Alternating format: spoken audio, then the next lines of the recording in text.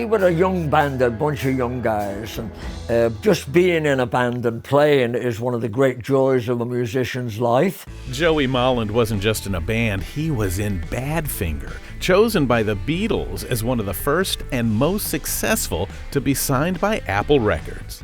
And you guys were dubbed the next Beatles. Yeah, the new Beatles. This is what the Beatles would sound like if they got their shit together. That's what they wrote about us, man. Badfinger was a force. Pete Ham led the way with strong songwriting and vocals, and Tom Evans, along with Joey, combined for some distinctive harmonies. Pete and Tommy could sing like birds. Yeah. You know, I was a bit of a warbler, you know, like a frog in the bushes.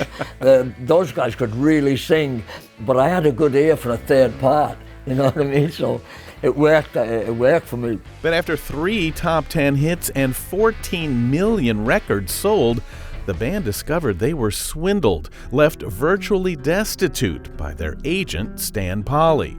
And then, tragedy, when Ham, despondent over being duped by Polly, took his own life. Now, we'd written No Matter What, Baby Blue, Day After Day, and co-wrote Without You. It was just totally wrong. And he went out and did what he did. He said he was going to, he left a note saying, I hope, you know, I can take that bastard Polly with me. That's what he wrote in his notes. And I don't mean to swear, folks, and use to talk like that, but that's the reality of that. It was sad, you know. Badfinger tried to go on without him, but the legal situation just kept getting worse. Then, unthinkably, Evans committed suicide too. Yeah, it was really sad. He called me the day before or 2 days before. We had an argument on the phone. He wanted to fight. There was a stack of royalties in the bank in London, and he was blaming somebody or the other person for it being there. Man, it was...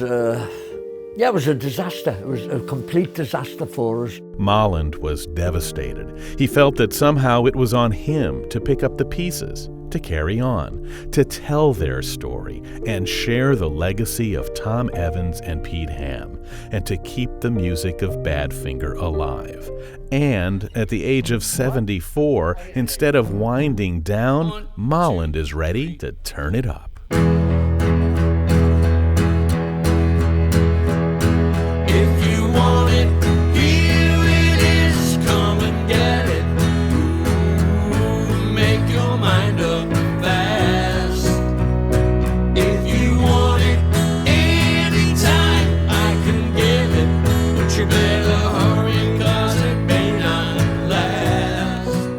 Well, I met this chap, Mike Franklin, who's a promoter, a producer, player. You know, he's one of those guys with the music business rolling around in his head, and he knows how to put it in an order. You know, we all have that rolling in our head, but I've got no idea what the order is. It's like just a big jumble. Oh, yeah, I've heard about that. Mechanical royalties. Wow, you know, you know what I mean? Who knows? So I'm here today, just carrying on what I'm doing. Michael suggested that we put a Joey Molland show together, and I've been doing acoustic storyteller shows, and this is like an electric, properly produced show like that with production and everything, which is the thing we never enjoyed, you know, all those years, even in the heyday. Knock down the old grey wall and be a part of it all. Nothing to say, nothing to see, nothing to do. That's what I'm doing today. I'm just carrying on with that. We're hoping to go on tour next year or so, and we're hoping that people will enjoy the stories, and we're going to talk about John Lennon and all that, you know. Let's just do a verse and go right to the chorus. Well, I can't forget this evening, your face as you were leaving, but I guess that's just the way the story goes. You always smile, but in your eyes, your sorrow shows. So after all you've been through, you still sound grateful and appreciative. Well, yeah. Aren't you, for the breaks you've had and for the luck you've had? And I mean, do you seriously walk around thinking you're the greatest musician in the world? Because dream on, mister, you know? So just to be allowed to do it, you know, I thank the Lord a lot for what's happened to me. If living is without you, I can't live. I can't live anymore. Actually, look what's happened now. Those records are all still on the radio. We all still get checks every month or every 2 months.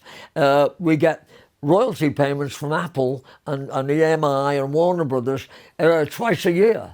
We still get that money coming in, and it's enough. Where it's not like super high class, but it's enough to pay the rent. It was enough to take my kids all through school. You know what I mean? And all that. Feed my family. So of all that you've seen, all that you've done, tell us, what's the moral of your story? What have you learned that's really important in life? you don't know about tomorrow. You can't worry about yesterday. You've got to live today, and I'm trying to be smart now, aren't I? But it's just to live my life, and I don't want to screw anybody. I want to be square with people. I want to tell the truth to people that I feel, or what I think about this or that or the other. So that's how I live my life. You know, I eat regular. I buy my stuff at the Goodwill like everybody else. You know what I mean? And I take life as it comes, you know. That's fantastic, isn't it? You know, I've been permitted to do this pretty much all of my life, and to still being able to do it. I'm really happy because my voice is hanging in. You know, I love playing the guitar. I can't play, but not like I used to play it, but I'm just really enjoying it. Really enjoying it. There's one thing before I go. Take good care, baby, let me know, and let it grow. The special love you have for me, my Dixie.